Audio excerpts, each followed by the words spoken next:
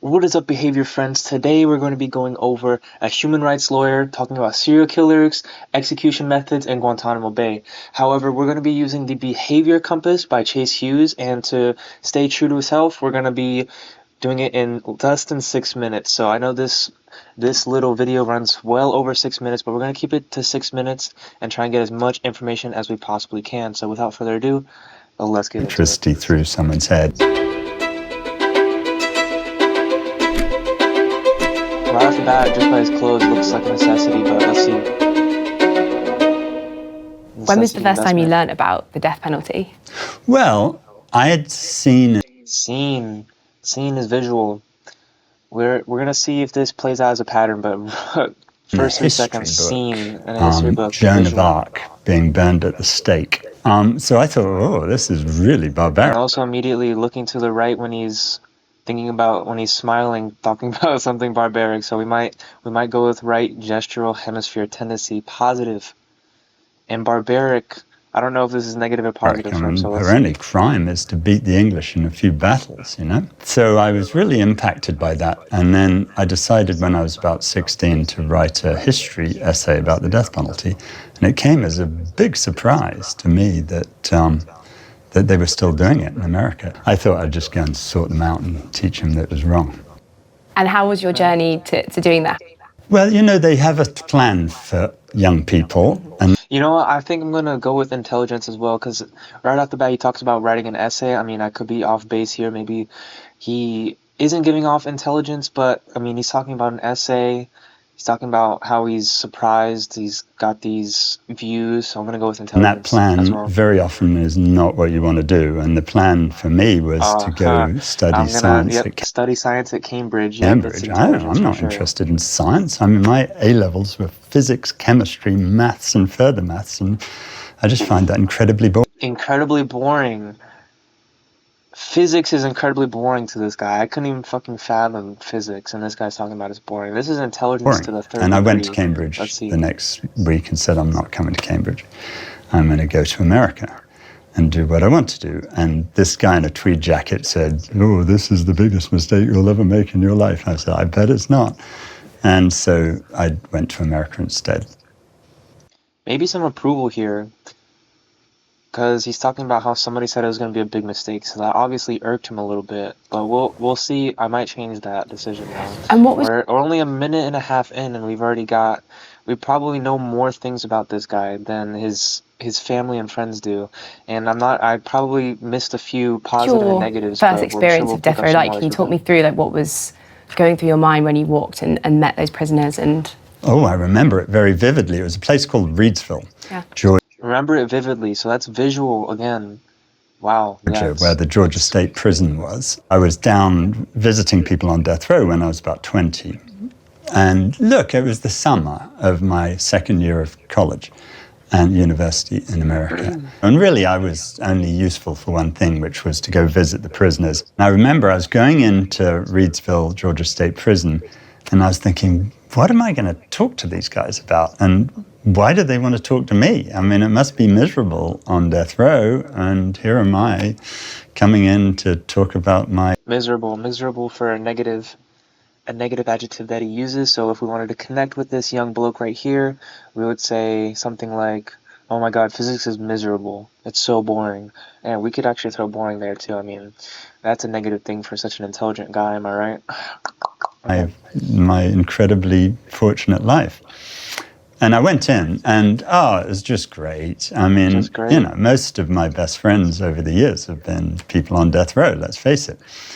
This notion that you shouldn't have an emotional attachment to your clients, just stupid. Of course you should. I know some... Perhaps some connection here. One of his values is connection, best friends, talking about being friends with his clients. Maybe some deviance, because he's going against the grain. Some lawyers take the approach that you don't have a relationship. Why do you think that that's a nice way to approach it? What is it about how nice. that? He also uses his right hand a lot.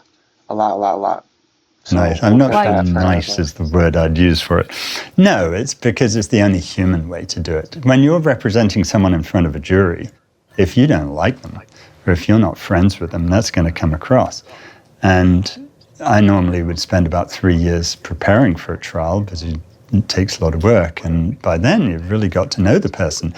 And we are all better than our worst 15 minutes. True. What were the ways in which the US government were inflicting capital punishment? Because it was varied at the time, and I know it's changed a bit. Still is varied. I mean, look, I've lost 6 people over the years, and 2 with the electric chair, 2 with the gas chamber, and 2 with a lethal injection. And, you know, if people say it doesn't make any difference, there's the electric chair, just disgusting that you put 2,400 volts of electricity through someone's head. And, you know, Nicky Ingram, he and I were born in the same hospital, Addenbrooke's in Cambridge. And I had to watch him die. And I liked Nicky. We'd been friends for 12 years when they killed him. And he first, I mean, oh God, you know they go through all that nonsense about last meals. And Nicky said, I don't want a last meal because you're about to kill me. And he said, I want a last cigarette. So I asked if they'd give him a last cigarette, and they say no, because it's bad for his health.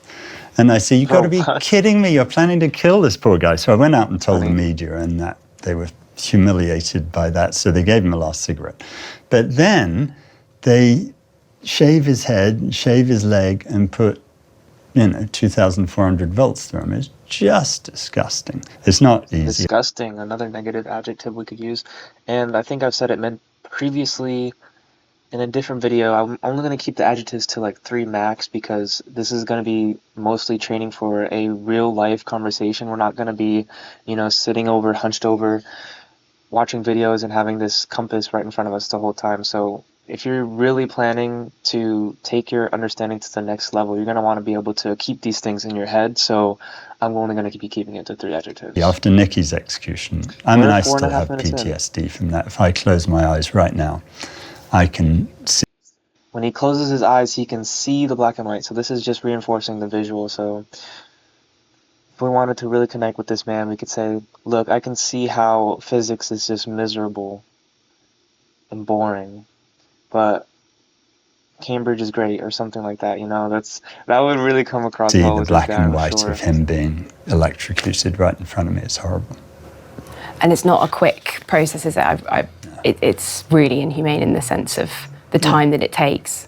Yeah, and Jesse Tafaro, his head caught on fire because the guards didn't like him, so they didn't put the right stuff. And so, it takes a lot longer. It took. Nicky wasn't killed by the first round of electricity. Yeah. And then there's the gas chamber.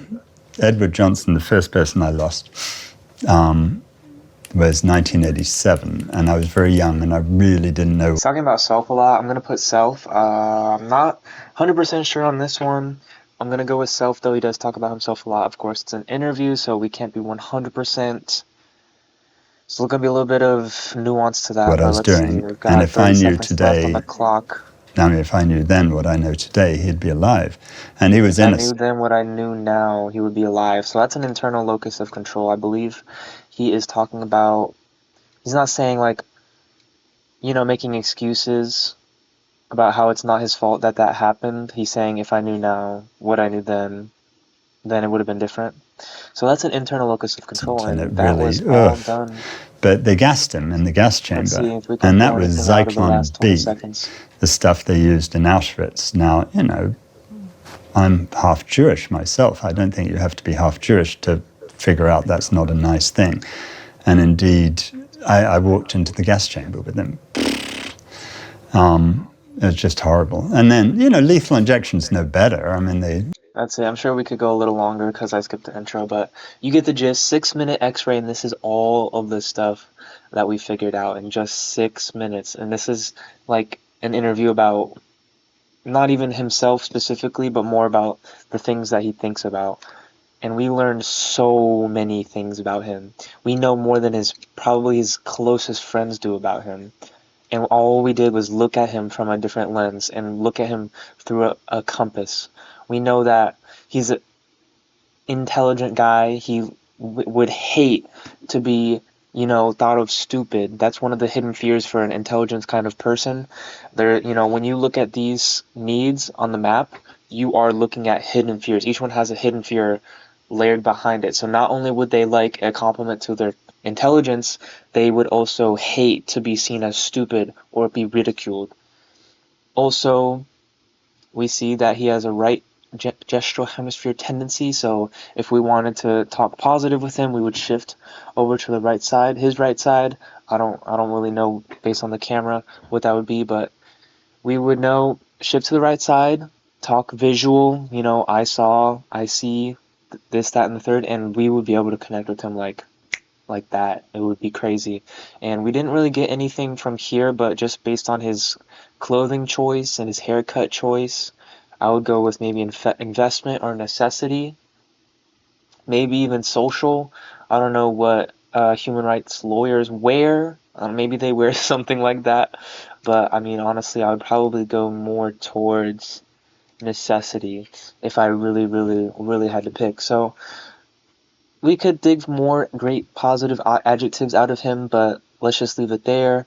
That is the video, guys. If you disagree, agree, please leave comments down below. And also for the friendly bloke that said I need to put on a shirt, last video I put on a shirt for you, okay? So thank you for watching and peace out, guys.